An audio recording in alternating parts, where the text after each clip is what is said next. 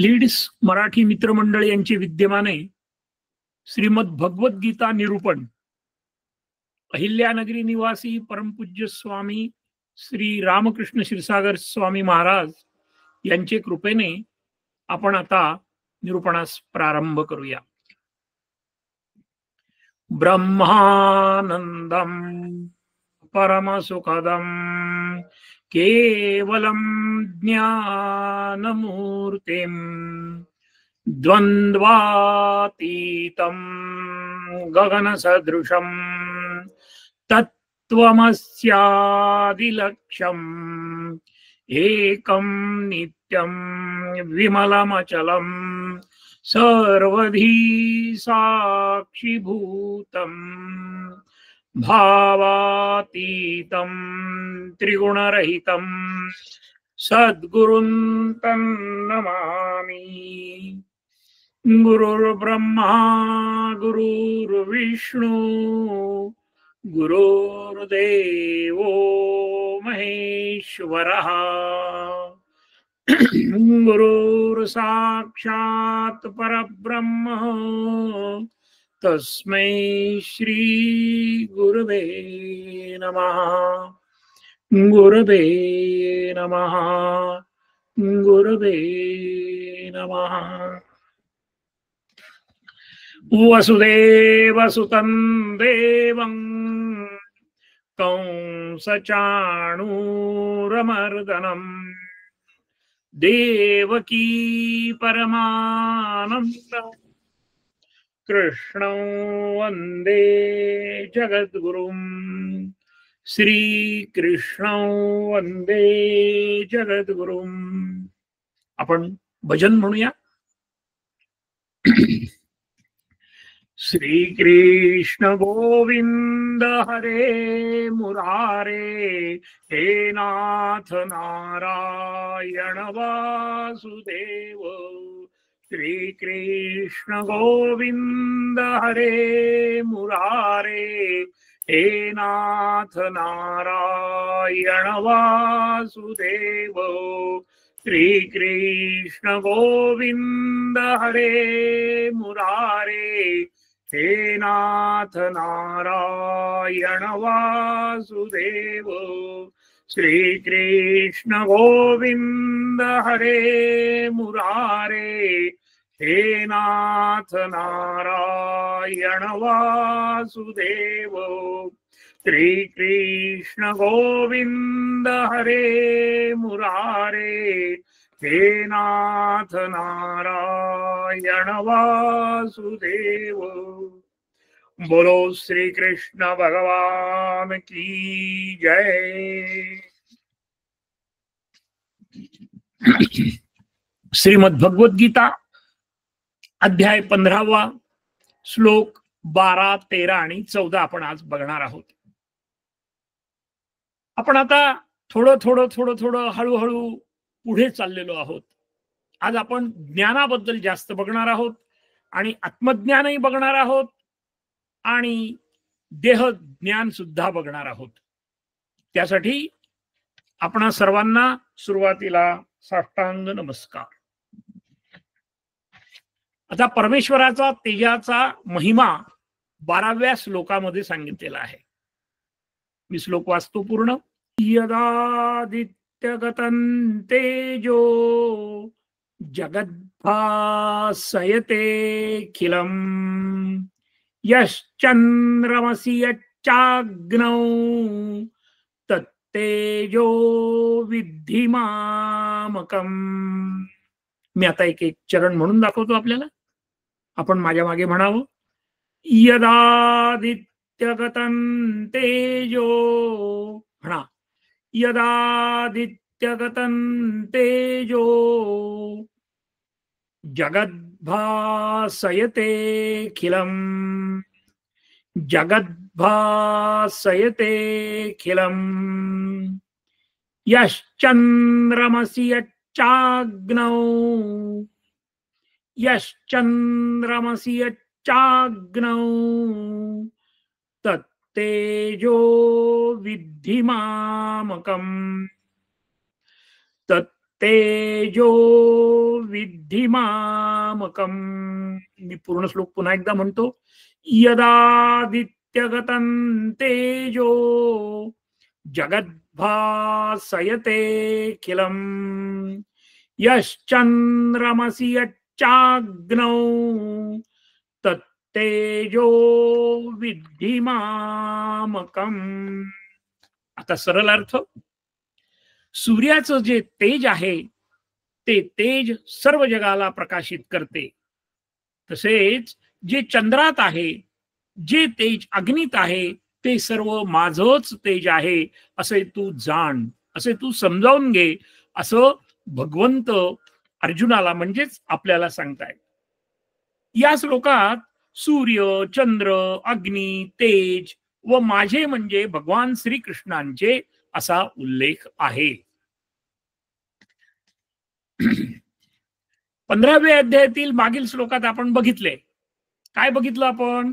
मन, मान, मोह, आसक्ती, कामना नष्ट झालेले पुरुष किंवा व्यक्ती आणि भगवंताचे स्मरण करणारेच परमपदाला पोहोचतात. मग अध्यात्मातील ज्ञान मार्गाची आपण वाटचाल करीत आहोत, त्यासाठी देह स्वरूपाचा सुद्धा अभ्यास आपल्याला करणं गरजेचं आहे. कारण देहाच्या माध्यमातूनच आत्मस्वरूपाकडे जाता येतं. त्यासाठी आपणास विशेषतः मनाची, बुद्धीची, अंतःकरणाची पातळी वाढवणं अत्यंत गरजेचं आहे. त्यासाठी आपण जाणीवपूर्वक प्रयत्न करणार आहोत. सावधान हा एक विशेष मोठा आणि अत्यंत पुरुषोत्तमाची व्यवस्थित माहिती देणारा हा अध्याय आहे. त्यामुळे आपण आता विशेष लक्ष देणं अत्यंत गरजेचं आहे, आणि तेही सतर्कतेने. मग आता ह्या श्लोकामध्ये सगळी ब्रह्मांडाची सर्व शब्द आहेत. मग याचा मोठेपणा समजून घेताना आपली वृत्ती, विचार, कल्पना आपल्याला मोठी करायची आहे. मग कशी करायची ती? तर आपण लक्षात घ्या की छोटा चेंडू, मोठा चेंडू, पृथ्वी, या पद्धतीने आपल्या मनाला, आपण कल्पनेला मोठं करायचं आहे. मग त्याच्यासाठी आपण एक छोटस उदाहरण बघूया. त्या पद्धतीने आपण अत्यंत जागृततेने हे श्लोक आपण बघणार आहोत. मग आता कल्पना मोठी कशी करायची? कल्पना करा की आपण जमिनीवर उभे आहोत, फक्त जमिनीवर. आता काय होतं पुढे? तर आपल्या दृष्टीला किती जमीन पडणार आहे, किती निसर्ग आपल्याला दिसणार आहे, याची कल्पना करूया. केली कल्पना? आता आपण दुसऱ्या मजल्यावर जाऊ. आता दुसऱ्या मजल्यावर गेलो तर आपल्याला मोठी जमीन दिसेल, गल्ली दिसेल, चौक दिसेल. आणि 40व्या मजल्यावर गेल्यावर, आपण आता 40व्या मजल्यावर चाललो, तर संपूर्ण गाव आपल्याला दिसेल. त्याचप्रमाणे आपल्या मनाची क्षमता इतकी आहे की क्षणामध्ये आपण चंद्र, सूर्य, अग्नी बघू शकू. बघा बरं, आपल्या मनाला सांगा, जा तू सूर्याकडे. मग तो सूर्य आपल्याला कल्पनेने दिसायला लागेल. बघ तू चंद्राला, बघ तू अग्नीला. ह्या पद्धतीने आपल्या मनाला हे सांगायचं आहे, ही कल्पना करायची आहे की आता आपण चंद्र आणि सूर्य बघत आहोत. मग आता चंद्र, सूर्य, अग्नी यांचं आपल्याला दर्शन होईल. आपल्या अभ्यासाप्रमाणे, अर्थात आपलं मन कुठे गुंतलेलं आहे, आपण कल्पना करू शकतो की नाही, याचा आपणच आपला अभ्यास करायचा आहे. या सर्वांचे वर्णन आपण करू शकतो. पण भगवंत, परमेश्वर, तेज हे आपल्या डोळ्यांना कदाचित दिसणार नाही. तेज कदाचित दिसेल, परंतु परमेश्वर आपल्याला दिसणार नाही. तो फक्त आपल्याला जाणून घ्यावा लागेल. चक्षुंना तर अजिबात दिसणार नाही. आणि म्हणून त्यासाठी ढोबळ मनाने आपण सर्व गोष्टींचा अभ्यास क्रमाक्रमाने करणार आहोत. आता प्रातिनिधिक स्वरूपात सर्वात श्रेष्ठ म्हणून भगवंताने चंद्र आणि सूर्यांची उदाहरणं दिलेली आहेत. चंद्र आणि सूर्य या दोघांची उदाहरणं भगवंतांनी आपल्याला दिलेली आहेत की मी कुठे कुठे आहे याची तू कल्पना कर. आता सूर्याची अंकगणितीय किंवा भौतिक माहिती जी आहे ती आपण थोडक्यात बघणारच आहोत, कारण ती बघणं गरजेचं आहे. पण त्याआधी श्रीमद भगवद्गीतेतील 11व्या अध्यायातील 19व्या श्लोकामध्ये अर्जुनाने भगवंताचे विश्वरूप पाहिले आणि विश्वरूप पाहिल्यानंतर अर्जुन काय म्हणाला ते आपण एकदा बघूया. अनादि मध्यांतमनंत वीर्यम अनंत बाहू शशि सूर्य नेत्रम पश्यामि त्वां दीप्त हुताशवस्त्रम स्वतेजसा विश्वमीदं तपंतम. हा श्लोक आपल्याला केव्हा येणार आहे? भगवद्गीतेतील 11व्या अध्यायामध्ये भगवंतांनी जे विश्वरूप दर्शन दिलेलं आहे त्यामध्ये हा श्लोक आलेला आहे.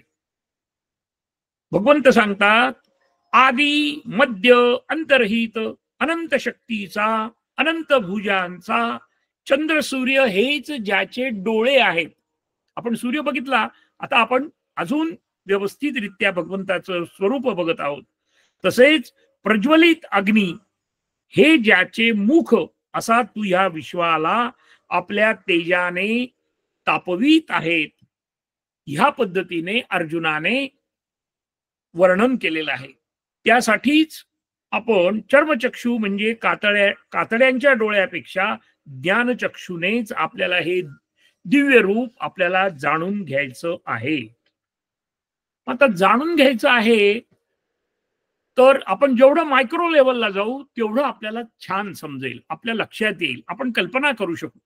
मग त्यासाठी आज आपल्याला 2 गोष्टी बघायच्या आहेत. पहिली गोष्ट म्हणजे देहज्ञान आणि दुसरी गोष्ट म्हणजे आत्मज्ञान. मग आता देहज्ञान म्हणजे माझ्या देहाचे जे विचार, शरीर वगैरे याबद्दलची आपण माहिती करणार.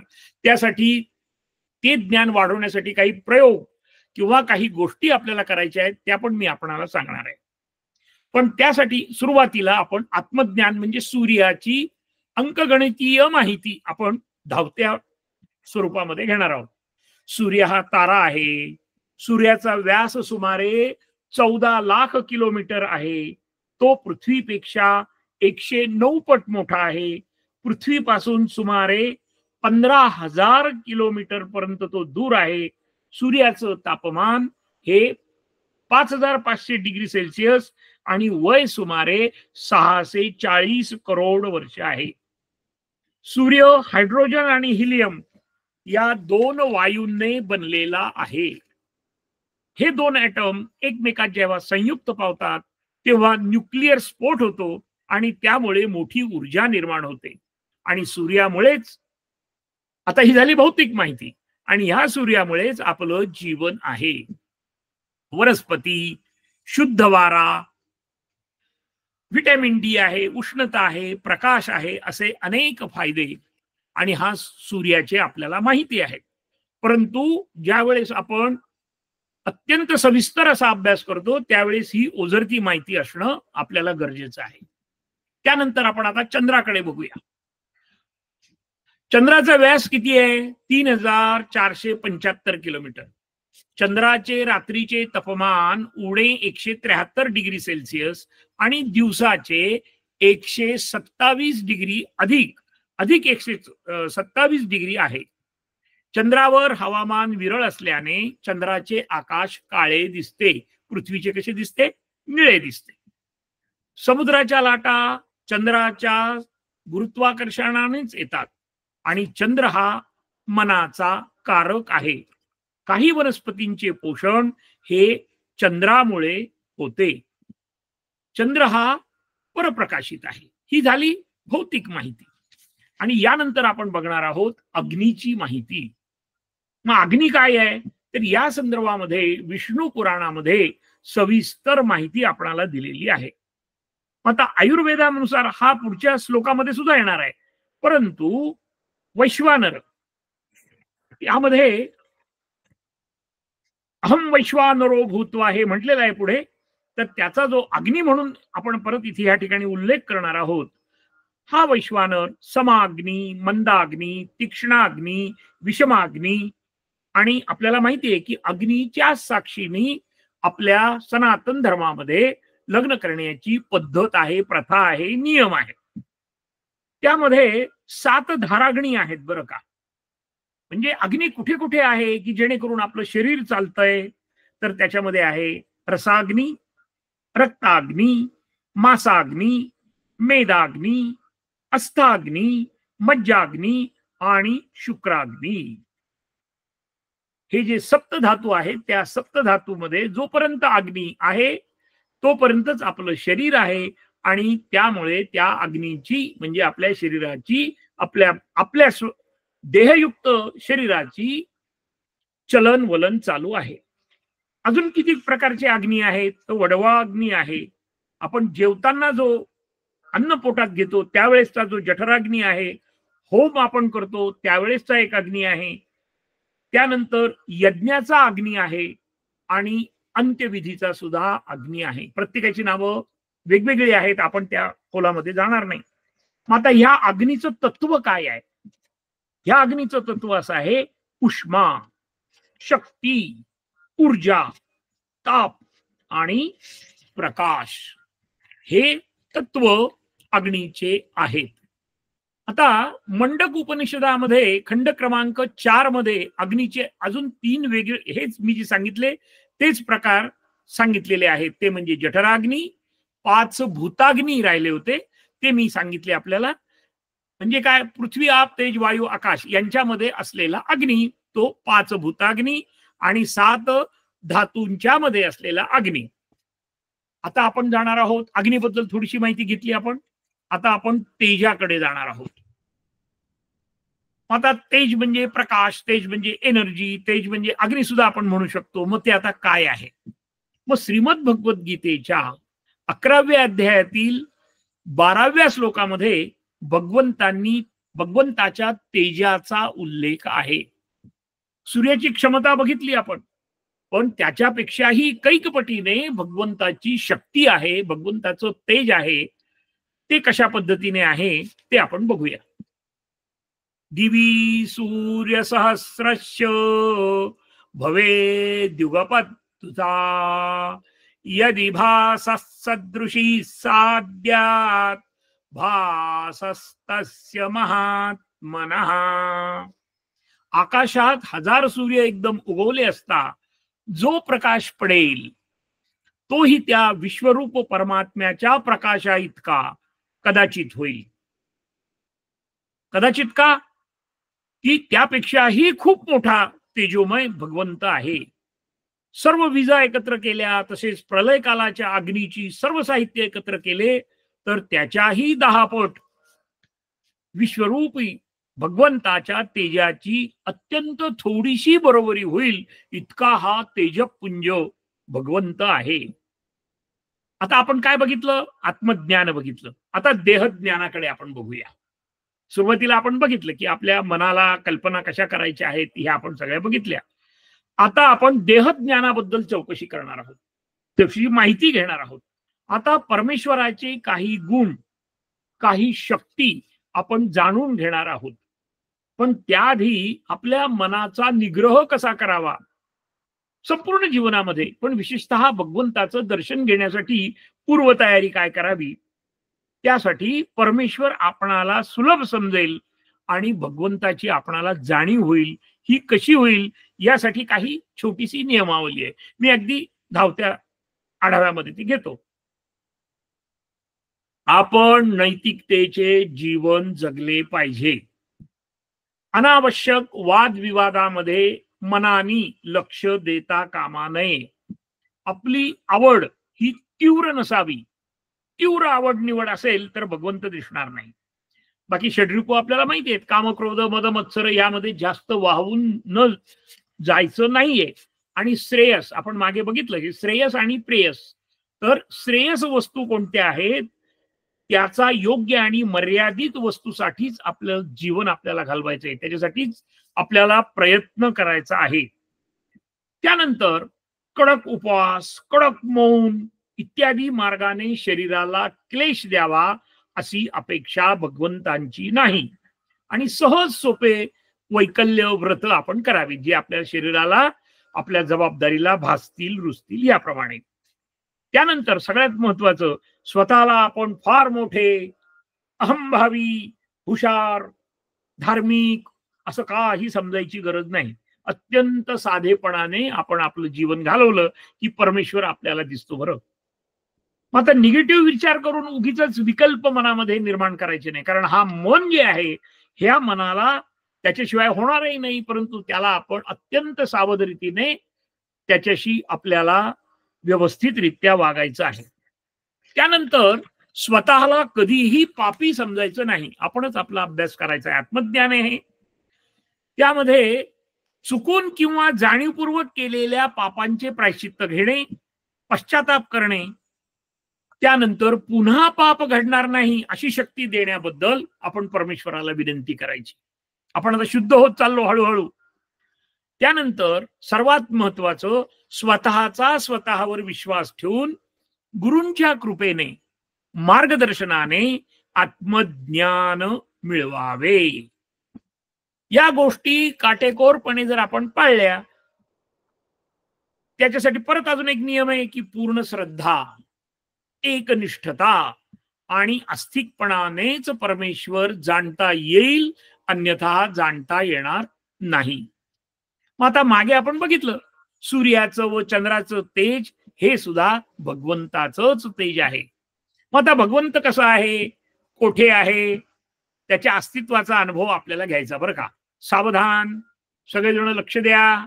कशा पद्धतीने हे सर्व ब्रह्मांड जिवंत आहे, ऊर्जा शक्तीने भरलेला आहे आणि अत्यंत शिस्तबद्ध आहे.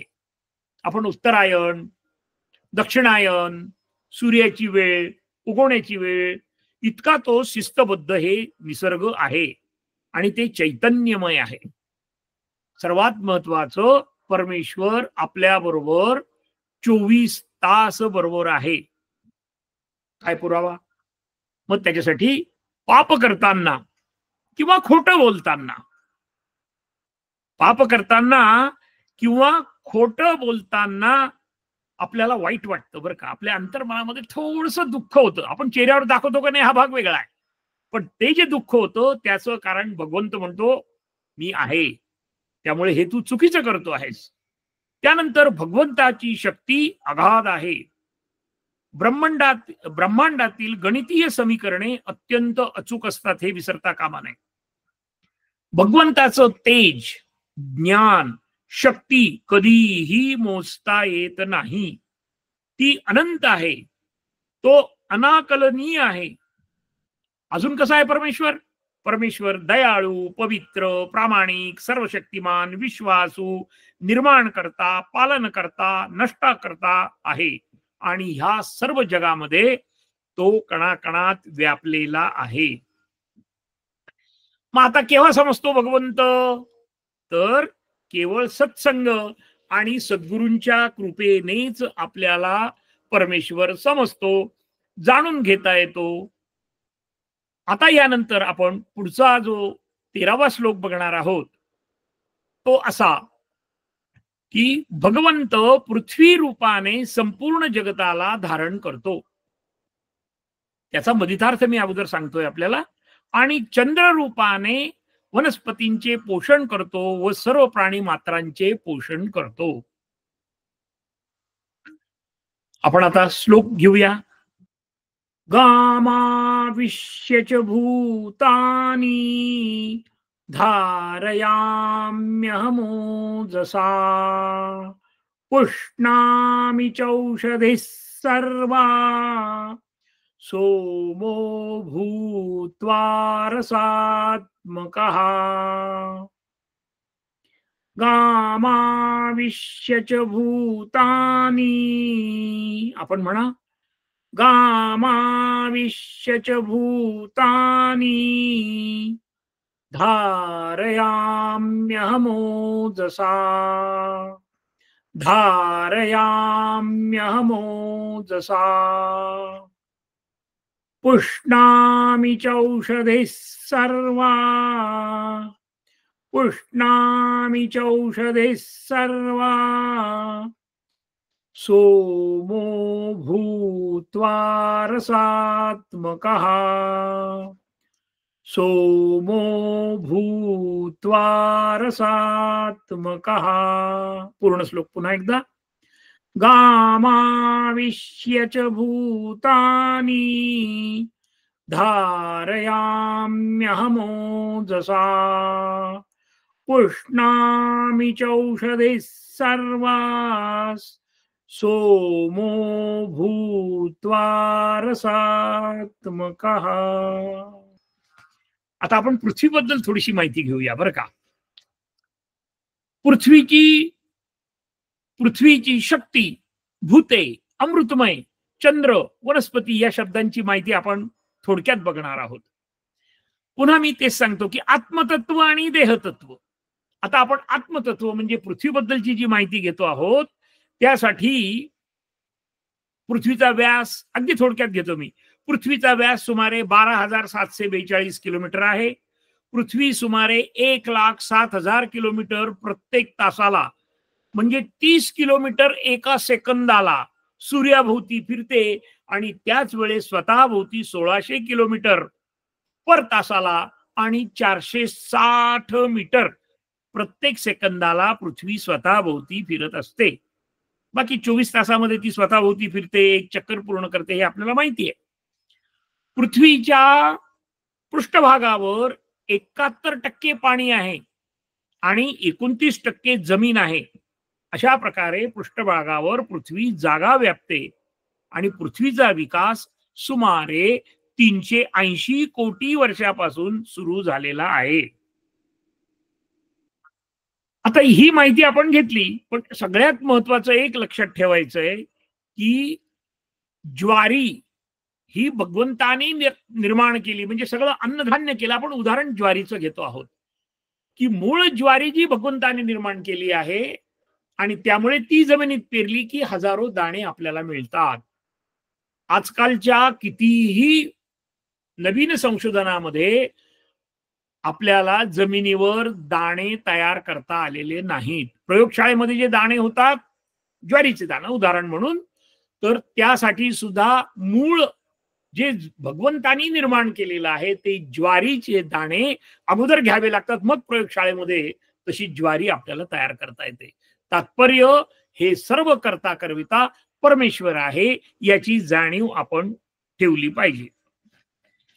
पुन्हा एकदा आध्यात्मिक दृष्टिकोनातून हे अत्यंत शिस्तबद्ध नियमानुसार काटेकोरपणे चालवणारी शक्ती म्हणजेच भगवंत आहे.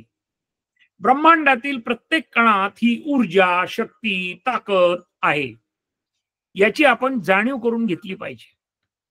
एका सेकंदाला 30 किलोमीटर सूर्याभोवती आणि स्वतःभोवती एका सेकंदाला 400 मीटर असे पृथ्वीचे भ्रमण कोणती शक्ती करते हो, त्याला कोणती एनर्जी मिळते हो, हा सूक्ष्म विषय आहे.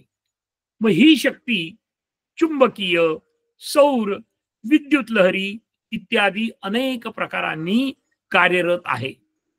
या शक्तीचा नियंता स्वामी एकच परमेश्वर आहे आणि 84 लक्ष योनीपैकी 4 लक्ष योनी ह्या मनुष्य प्राण्यांच्या आहेत.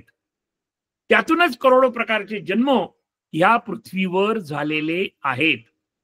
आणि हे सगळं आपल्या सनातन धर्माने एका श्लोकामध्ये सांगितलंय. तो श्लोक आपण बघूया. आपल्याला माहिती असेल हा.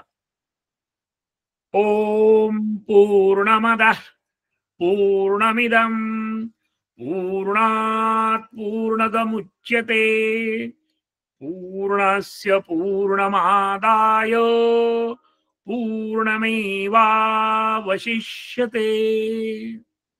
त्याचा अर्थ हे ब्रह्मतत्व सर्व प्रकारचे पूर्ण आहे.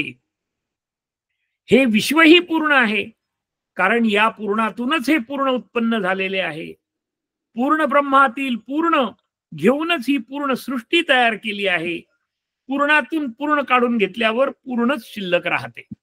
आता याचा जेव्हा आपण अभ्यास करू त्यावेळेस आपल्या असं लक्षात येतं की संपूर्ण ही पूर्ण पूर्ण पूर्ण पूर्ण आपण म्हणतो आणि त्यामुळे आपल्याला काही लगेच लक्षात येणार नाही. मग आपण काय करूया, तर आपण त्याचं एक छोटंसं उदाहरण बघूया. हे समजण्यासाठी फक्त अमिबाचे उदाहरण आपल्याला पुरेसे आहे. अमिबा एक प्राणी आहे. त्याचं त्याचा प्राकृतिक मृत्यू होत नाही. जेव्हा त्याचे दोन भाग होतात तेव्हा शरीराचे सूत्राचे जे काही जीन्स आहेत ते समान विभाजन होऊन एकाचे दोन, दोनाचे चार असे अमिबा तयार होतात. आपण शाळेमध्ये हे शिकलेलो आहोत. अशाच प्रमाणे हे ब्रह्मांड, हे जग हे तयार होतं, नष्ट होतं, परत तयार होतं, यालाच कल्प असे म्हणतात. पण ब्रह्मतत्व मात्र स्थिरच असते. आता हे जे आपण ज्ञान मिळवत आहोत, या ज्ञानाचा आपल्या दैनंदिन जीवनामध्ये काय उपयोग, याचा सुद्धा आपल्याला थोडासा अभ्यास केला पाहिजे. मग आता आपण मागे असा उल्लेख केला होता की वेदांनी असं सांगितले की आपलं आयुष्य हे 100 वर्षापर्यंत जगावं असं अपेक्षित आहे. पण केव्हा, ते आपण पुढे बघूया. मनुष्य देह हा साधारणपणे सध्या 100 वर्ष निरोगी, आनंदी आणि पूर्ण कार्यक्षमतेने जगावा अशी सनातन धर्माची अपेक्षा आहे व त्यासाठीचे काही नियम आहेत. भगवद्गीतेमध्ये सुद्धा अत्यंत सूक्ष्मपणे त्याचा उल्लेख आहे. थोडक्यात जीवनाच्या प्रत्येक टप्प्याचा अभ्यास करून सर्वांगीण प्रगतीचा मार्ग त्यात आपणास दाखवलेला आहे. आता त्याच्यासाठी एक छोटंसं उदाहरण घेऊन मग आपण पुढे जाऊया. पूर्वीच्या काळी 3D चष्मे, 3D जे काही होतं त्यावेळेस सिनेमा होते, तर ते 3D चा चष्मा घातल्याशिवाय आपल्याला काही दिसत नाही. त्याच पद्धतीने तो जो आनंद आहे तो केव्हा घेता येईल आपल्याला, तो 3D चा चष्मा घातल्यानंतरच घेता येईल, हे विसरता कामा नये. मग त्याच पद्धतीने आपण आयुष्याच्या सुखासाठी कोणते नियम पाळले पाहिजे, काय काय केलं पाहिजे, ते बघण्यासाठी हा श्लोक आपल्याला दिलेला आहे. हा श्लोक दररोज म्हणावा असं अपेक्षित आहे. आता हे आपण आपलं ठरवायचं आहे. ते तो मी श्लोक आपल्याला म्हणून दाखवतो. तश्चक्षुर्देवहितै पुरस्ताः क्रमुच्यतम पश्येम शरदः सज्जीवेम शरदः शतं शृणुयाम शरदः शतं प्रवणाम शरदः शतमदिनाः शाम शरम शतं भूच शरदं शतात. अर्थ, जगाचे डोळेरूप असे सूर्यरूपी तेज पूर्वेकडे उगम पावते. ते तेज भगवंताचेच आहे, शुद्ध आहे. त्याच्या अत्यल्प प्रसादाने आम्ही 100 वर्षापर्यंत चांगलं डोळ्यांनी आमच्या बघू, 100 वर्षापर्यंत कानांनी चांगलंच ऐकू, जिभेने 100 वर्षापर्यंत चांगलेच बोलू, 100 वर्षापर्यंत कार्यरत राहिल्याने आम्ही समृद्ध व सुखी जीवन जगणार. रेफरन्स, अशी प्रार्थना गायत्री मंत्रासह केलेल्या संध्येमध्ये आपण दररोज म्हणावी. त्यामुळे आपल्या अंतर्मनामध्ये प्रचंड आत्मविश्वास निर्माण होतो, यात शंका नाही. अत्यंत सकारात्मक ध्वनी लहरी आपल्या शरीरामध्ये व वातावरणात निर्माण होण्यासाठी, आता आपण आत्मज्ञानाबद्दल बोलतोय बरं का, तर शरीरामध्ये आपण मागे बघितलं होतं की ओंकार म्हणावा असं माझं आपणा सर्वांना विनंती आहे आणि हा भगवंताचाच आदेश आहे. तर आपण ओम या ध्वनीचा व भगवद्गीतेतील उल्लेख केलेला आपण संदर्भ बघणार आहोत. 2-3 ठिकाणी ओंकाराचा उल्लेख श्रीमद भगवद्गीतेत आलेला आहे. भगवद्गीतेच्या अध्याय 10 श्लोक 33 मध्ये भगवंत म्हणतात, अक्षराणां मकारोऽस्मि द्वन्द्वः सामासिकस्य च अहमेवाक्षयः कालो धाताहं विश्वतो मुखः. याचा अर्थ, अक्षरामध्ये ओंकार मी हे अक्षर आहे, समासांमध्ये द्वंद्व समास मी आहे आणि अक्षय जो काल तो मी आहे, सर्व बाजूंनी कर्माचे फल देणारा मीच आहे असं भगवंतांनी सांगितलेलं आहे. अहो, सर्वोच्च अधिकाऱ्याची म्हणजे पंतप्रधानाची जर आपली ओळख असेल तर बाकीच्या सगळ्या गोष्टी एकदम सोप्या होऊन जातात. म्हणून मी कशात आहे हे भगवंतांनी आपल्याला सांगितलेलं आहे की बाबा रे मी याच्यात आहे. आणि आवाज दिल्याशिवाय झोपलेले माणसं आहेत, अनेक माणसं झोपलेत असं बघा आणि आपण अशी कल्पना करूया. आणि त्यावेळेस आपण एखाद्या नावानीच जर हाक मारली तर तोच माणूस उठतो, बाकीचे उठत नाहीत. कारण काय? तर त्याचा बराच सूक्ष्म अभ्यास आहे, तो आपण यथावकाश बघू. पण नेहमी एक लक्षात ठेवायचं की भगवंताने हे सुद्धा सांगितलं, अरे माझं नाव एवढंच आहे, तू नाव घेऊन तर बघ. मग अशा सर्वोच्च भगवंताच्या ओंकाराचा आपण दररोज कमीत कमी 5 मिनिटं तरी उच्चार का करू नये? अवश्य उच्चार करावा.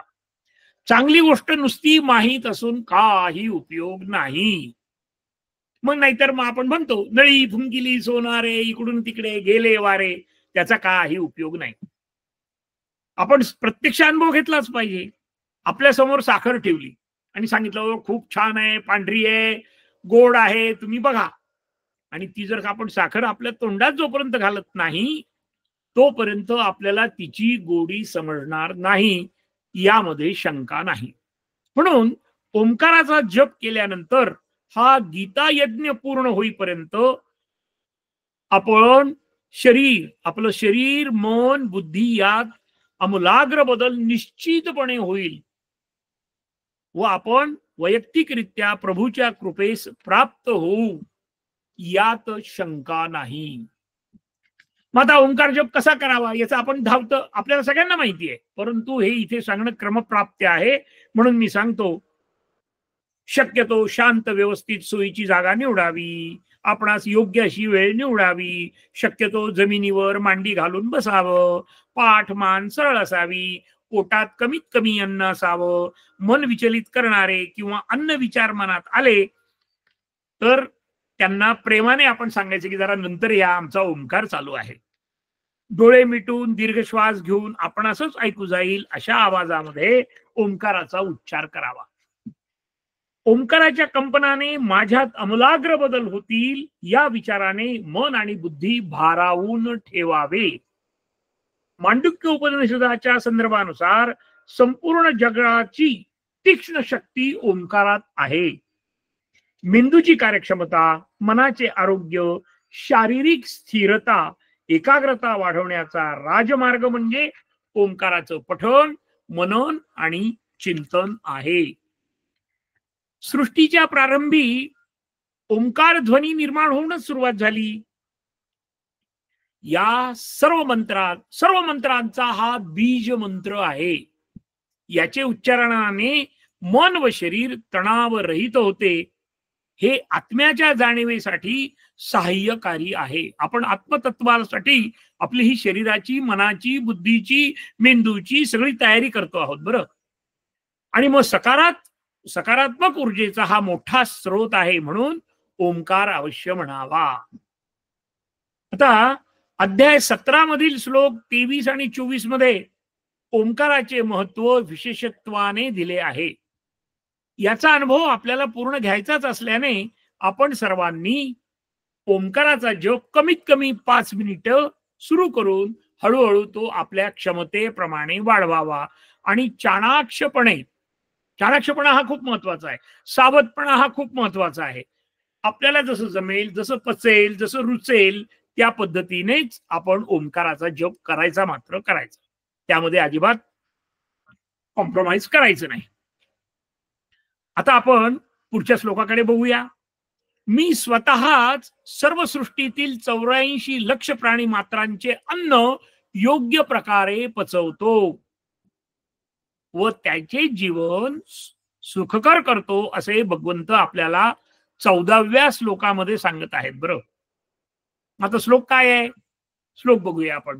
अहं वैश्वानरो भूत्वा प्राणिनां देहमाश्रितः प्राणापान समायुक्तः पचाम्यन्यै चतुर्विधम्. अहं वैश्वानरो भूत्वा अहं वैश्वानरो भूत्वा प्राणिनां देहमाश्रितः प्राणिनां देहमाश्रितः प्राणापान समायुक्त प्राणापान समायुक्त पचाम्यन्यै चतुर्विधम् पचाम्यन्यै चतुर्विधम्। मी अखिल सृष्टीतील सर्व प्राणीमात्रांचे, सर्व प्राणीमात्र कोण? यात मानव, पशु, पक्षी, कीटक, वेली, जीव, जंतू, सर्व जिवंत वस्तू यांचे अन्न, प्राण, अपान आदी वायूच्या समवेत वैश्वानर रूपाने 4 प्रकारचे अन्न मी पचवतो, अशा पद्धतीने भगवंतांनी ठामपणे आपल्याला सांगितलेलं आहे. मग आता यात प्राणीमात्रांच्या शरीरात असलेला भगवंत प्राण, अपान इत्यादी वायू आपण मागे बघितलेले आहेत. अग्निरूप वैश्वानर 4 प्रकारचे अन्न पचवणे, याबद्दल आपण आता अभ्यास करणार आहोत. पुन्हा आलो आपण आत्मज्ञानाकडे.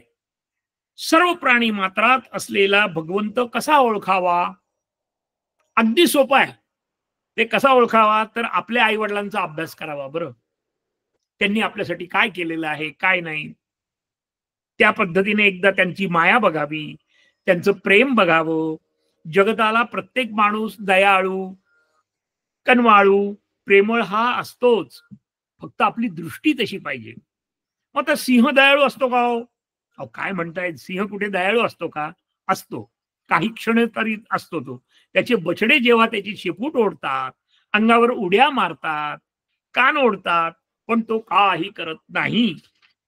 म्हणजे काय की भगवंत हा सर्वात आहे, याचं एक आपलं छोटस उदाहरण म्हणून मी आपल्याला सांगितलं. आता प्राण, अपान.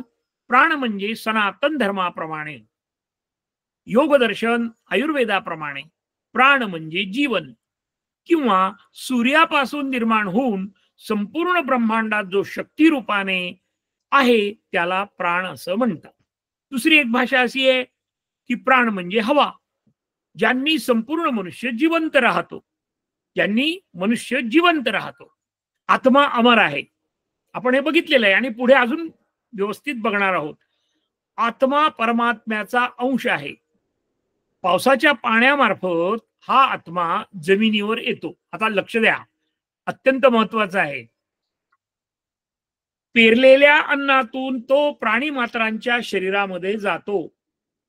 स्त्री पुरुषांच्या रज व वीर्य यांच्या संयोगाने बनलेल्या शरीरात जीवात्मा जन्म घेतो. त्यावेळेपासूनच त्याला प्राणाची म्हणजे हवेची गरज पडते. आता अग्निरूप वैश्वानर हे भगवंताचे रूप आहे. त्यामुळेच आपण खाल्लेले जे अन्न आहे ते पचन होते. आपलं विज्ञान खूप क्षणाक्षणाला पुढे जात आहे, परंतु असं अद्याप तरी यंत्र निघालेलं नाही की ज्याच्या तोंडामध्ये भाजी भाकरी टाकली आणि एका बाजूला लाल असं सर्व योग्य असं रक्त तयार झालेलं आहे. हे कोण तयार करतं? तर हा भगवंत तयार करतो. यासाठी आपण हे लक्षात ठेवायचंय की मी भगवंताच्या कृपेनेच क्षणोक्षणी जगत असतो, हे कधीही विसरता कामा नये.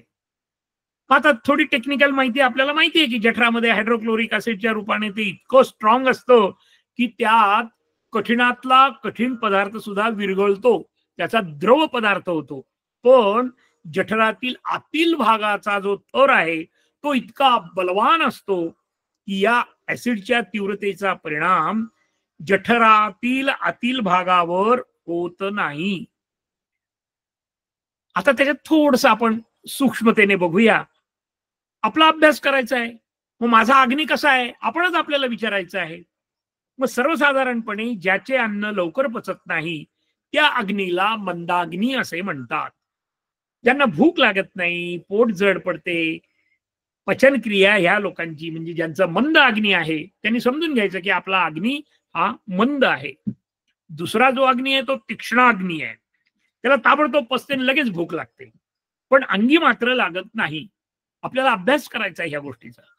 तिसरा जो आहे तो विषमाग्नी आहे, कधी भूक लागते, कधी लागतच नाही, कधी अन्न पचतं, कधी पचतच नाही. हा जो आहे तो विषमाग्नी, आणि चौथा जो आहे तो समाग्नी. समाग्नी म्हणजे काय, की योग्य वेळेस पचते, योग्य वेळेस भूक लागते, असा हा जठराग्नी म्हणजे वैश्वानर. आणि तो जर योग्य असेल तरच मनुष्य व्यवस्थितरित्या 100 वर्ष जगू शकतो, यात शंका नाही.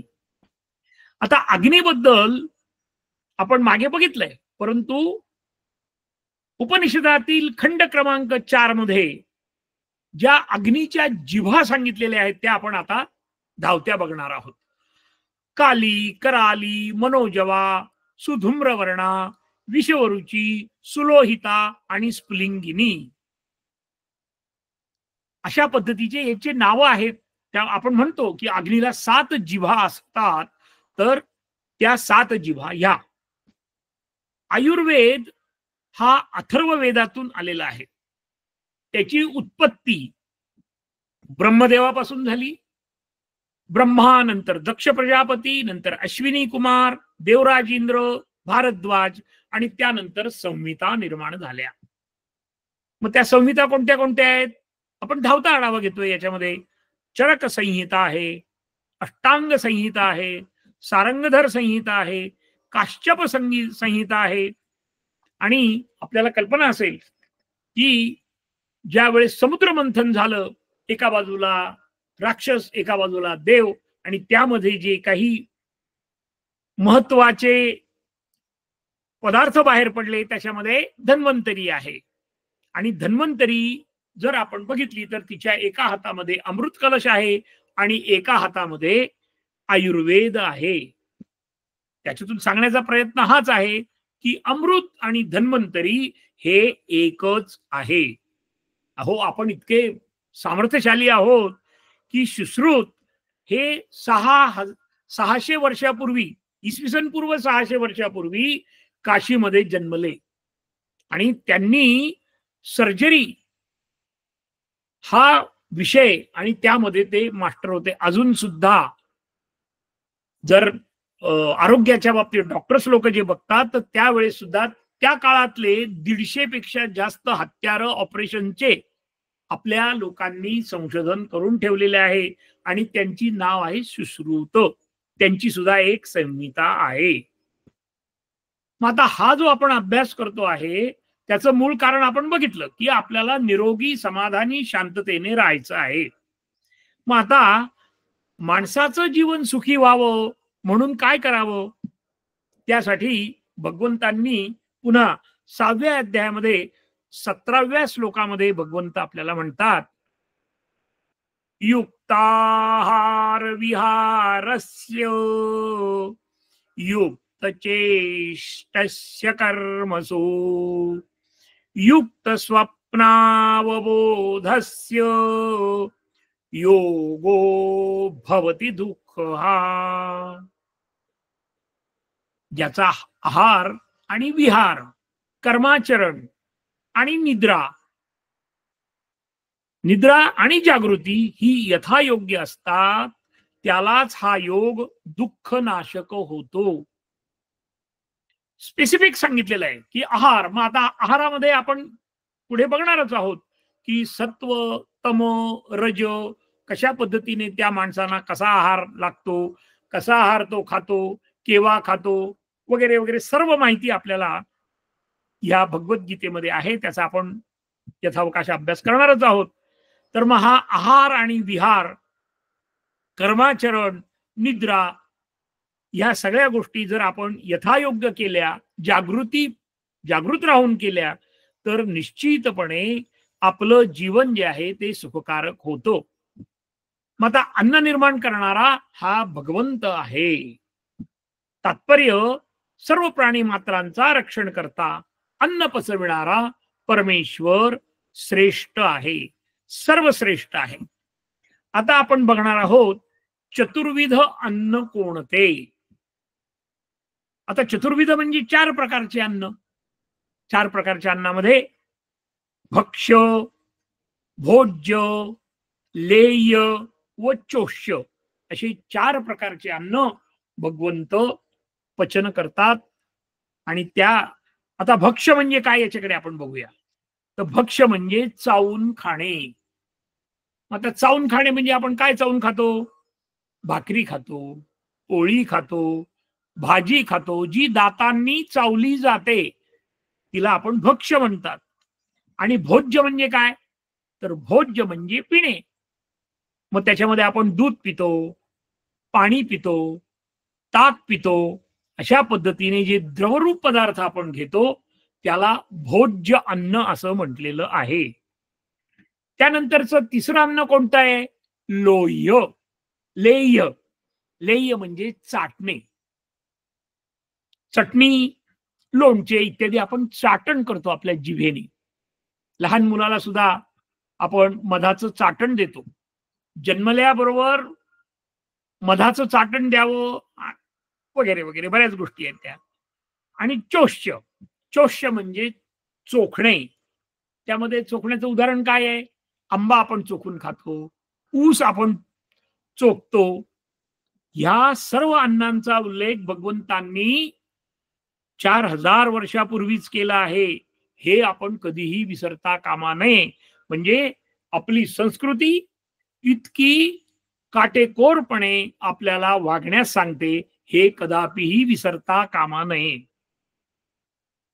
आणि आताही तिचे पालन केले तर आपण पुन्हा तेच म्हणतोय की 100 वर्ष आपण जगू. आणि सगळ्यात महत्वाचं असं आहे की हे जेव्हा शोध लागले आपल्या ऋषीमुनींनी केले, आपण बघितले सप्तऋषी विश्वामित्र, जमदग्नी, भरद्वाज, गौतम, अत्री, वशिष्ठ, कश्यप या सगळ्या ऋषींचं त्यांनी जी नियमावली घालून दिली त्या नियमावलीमध्ये आपण चाललं पाहिजे यथायोग्य विवेकाने. त्या काळी आता सारखे मोबाईल, लॅपटॉप, नळ, लाईट, रस्ते, रेल्वे, कागद, पुस्तकं, आधुनिकता नव्हती. तरी सुद्धा आपणा सर्वांच्या प्रगतीसाठी त्यांनी तयार करून ठेवलं आणि ते आपण यथायोग्य व्यवस्थितरित्या चाणाक्षपणे आपण ते वापरणं हेच आपलं कर्तव्य आहे. आणि सर्वात महत्वाचं, जे जे तुम्हासी ठावे ते ते इतरा सांगावे, सुज्ञ करुनी सोडावे सकल जन. कारण काय आहे की हे जर आपण केलं नाही, आपण कसे मोठे झालो? आपले शिक्षक कोण होते? सुरुवातीला आई होती, नंतर क्रमाक्रमाने आपले शिक्षक होते. आपल्या मित्रांकडून आपण काही शिकलो, आपल्या नातेवाईकांकडून आपण काही शिकलो, आपण जगाकडून काही शिकलो. शिकत शिकतच आपल्याला आपलं जीवन घालवणं हे अत्यंत गरजेचं आहे. आणि मग जो शिकला नाही तो हुकला. म्हणून कधीही जसं आपण दररोज जेवण करतो तसे कमीत कमी 2 पानं तरी आपण वाचन केले पाहिजे, 2 पानं आपण लिखाण केलं पाहिजे. त्यावरचं विचार चिंतन मनन करून आपल्यामध्ये प्रगती करण्याचं आपलं कर्तव्य आहे. आता नुसतंच कर्तव्य करायचं का? नाही. तर आपल्याला जे जे माहिती आहे ते आपण इतरांना सांगण्याचा प्रयत्न करावा. आपल्याकडे एक यादीच आहे. ओ काय कोणी आमचं ऐकतच नाही, आम्ही काय करायचं? सगळेजण वेगवेगळ्या पद्धतीमध्ये कामामध्ये गुंतलेले असतात. आपल्याशी बोलू, नसेल तर लिहून काढू, आपल्या घरच्यांशी बोलू, वेळ दिला नातवानी मुलांनी तर त्यांच्याशी बोलू, नाही तर मैत्रिणीशी बोलू. आपण जे बाकीचे जे गोष्टी आहेत त्या काही वाईट आहेत असं मला म्हणायचं नाहीये, पण कोणाला किती वेळ द्यायचा हे आपण ठरवणं हे आपलं कर्तव्य आहे. आणि सगळ्यात महत्वाची गोष्ट अशी आहे की दिल्याचा आनंद हा खूप मोठा आहे. त्या आनंदासारखा दुसरा कुठलाही आनंद नाही. पण प्रत्येक गोष्ट करताना साधारणपणे 2 फूट अंतरावरून करायची. बरं, आता 2 फूट म्हणजे काय? तर कुठलीही गोष्ट आपल्याला लावून घ्यायची नाही. त्याच्याकडे तिसऱ्या दृष्टिकोनातून बघायचं. म्हणजे कसं की आम्ही नेहमी सांगत असतो की एखादी मांजर आहे, मांजर त्रास द्यायला लागली, मग तिच्या समोर एक चिंधी टाकून द्यायची, मग ती चिंधी खेळत बसते आणि आपण लांबून बघायचं. तसं एखाद्याने आपली जर स्तुती केली ना तर आपण ती लांबून बघायची. बरं का, हा तो असं करतोय का, वा वा वा, छान छान छान. पण हे किती वेळ? क्षणिक, फक्त काही सेकंदापुरतं. आणि नंतर अरे तू तर आत्मतत्व आहे, तू आत्मा आहे, तुला किती सावध राहायचं आहे आयुष्यामध्ये हे विसरता कामा नये. तसंच रागाच्या बाबतीतही आहे, तसंच लोभाच्याही बाबतीत आहे. मला अमका अमका मोह झाला तर त्याला लांब थांब, तू बाहेर थांब, जवळ येऊ नकोस. कारण काय? अरे मी तर आत्मतत्व आहे, मला या लोभाचा काय उपयोग आहे? हा काही शेवटपर्यंत माझ्या येणार आहे का? माझ्या समोर काय येणार आहे? भगवंताचं नामस्मरण येणार आहे, बाकी दुसरं काहीही येणार नाही. याचा अर्थ मी कर्तव्य करायचे नाही का? निश्चितपणे करायची. मग माझं आरोग्यासाठी जर माझी कार्यक्षमता वाढवायची असेल तर मी काय केलं पाहिजे हे सुद्धा आपण बघणार आहोत. आणि त्यासाठीचा सध्याचा उपाय हा आहे की सूर्योदयाच्या आधी 1.5 तास जर आपण उठलो तर आपली कार्यक्षमता प्रचंड वाढते. कारण देवाचं अस्तित्व त्यावेळेस म्हणजे जास्त ट्रान्झॅक्ट, ज्याला आपण जंक्शन म्हणतो, किंवा खूप ट्रॅफिक जाम होत नाही. त्यावेळेस भगवंत अगदी निवांत असतात आणि त्यामुळे आपण केलेली विनंती ही भगवंतापर्यंत पोहोचते. आणि दान करायचं आहे तर आज दानाचा एक आपण श्लोक बघूया आणि त्यानंतर आपण विराम घेऊया. न च चौर्यहार्यं न च राजहार्यं न भातृभाज्यं न च बारकारी व्यये कृते वर्धते एव नित्यं विद्याधनं सर्वधनं प्रधानम. हे विद्याधन चोर चोरी करू शकत नाही, राजा हिसकावून घेऊ शकत नाही. ह्या धनाचं एवढं आश्चर्य आहे की हे विद्याधन खर्च केलं की वेगाने वाढतं. असे हे विद्याधन सर्व धनात श्रेष्ठ धन आहे, हे आपल्याला विसरता कामा नये. आता सावधानता आणि ती दुसऱ्याला द्यायची आहे. हे तू जागा हो, हे तू जागा हो, अशा पद्धतीने आपण आपल्या जोडीदाराला, आपल्या घरातल्या सगळ्यांना सांगणं हे आपलं कर्तव्य आहे. का बरं आहे हो? तर त्याचं एक छोटस उदाहरण असं आहे की माता सीतामाई ही रामाबरोबर आली, सगळं राज्य सोडून आली आणि तिला हे वाटलं नाही का हो की सोन्याचं हरिण कधी कसं तरी असतं का? कधीतरी असतं का? नाही, तिच्या ते लक्षात आलं नाही.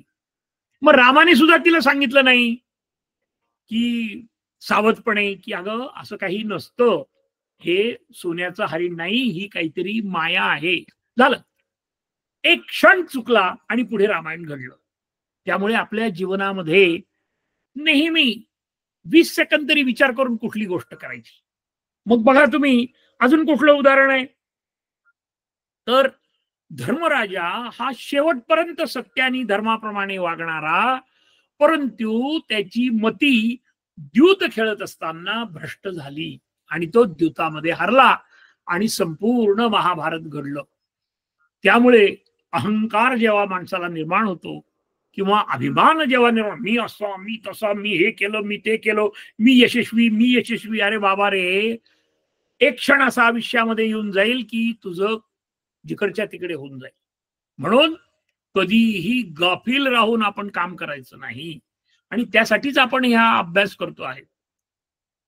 जेव्हा आपण अभ्यास करू त्यावेळेसच आपलं जीवन शेवटच्या क्षणापर्यंत जागृत राहिलं पाहिजे. आणि त्यासाठी आपण सगळेजण मिळून गीतेचा अभ्यास करणार आहोत. स्वामी विवेकानंद म्हणतात, जागृत, तिष्ठत आणि कार्यरत, ह्या 3 गोष्टी जो माणूस आपल्या जीवनामध्ये बघतो, पाहतो, तो निश्चितपणे यशस्वी होतो, यात ती शंका नाही. त्यामुळे फक्त गीता ऐकायची आहे असं नव्हे, तर ती गीता आपल्या जीवनामध्ये आचरण करायची आहे. त्यासाठी आपण ओंकाराचा जप करायचा आहे, शुचिर्भूत राहायचं आहे आणि वेगवेगळ्या शास्त्राचा अभ्यास करायचा आहे. रामकृष्ण हरी. हरि ओम तत्सत. इदन्न मम तत्सत कृष्णार्पणमस्तु. ओम शांती शांती शांती.